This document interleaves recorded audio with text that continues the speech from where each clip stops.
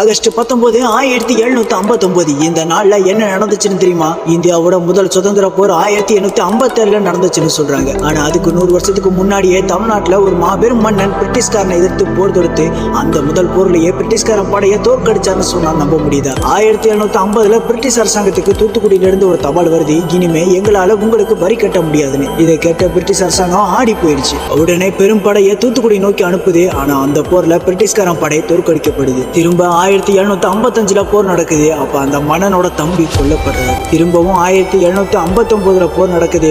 இந்த போர்ல அந்த மன்னனுக்கு வலது கால குண்டடிப்படுது. இருந்தாலும் ரத்தம் சொட்ட சொட்ட 3 மணி நேரம் சண்டை போடுறாரு. அதுக்கு மேல அவரால முடியல. பிரிட்டிஷ்காரன் பிடிச்சி பீரங்கி முன்னாடி நிப்பாட்டி, இப்ப கூட வரி கட்டுறேன்னு சொல்லு, நான் உன்னை விட்டுறேன்னு சொல்ல. ஆனா எதுக்கும் அஞ்சாம அதெல்லாம் வரி கட்ட முடியாதுன்னு கர்வத்தோட சொல்ல பீரங்கியால சுட்டு கொல்லப்படுறாரு அந்த மன்னன். அவர் தான் இந்தியாவின் முதல் சுதந்திர போராட்ட வீரர் மாவீரன் அழகுமுத்துக்கும்.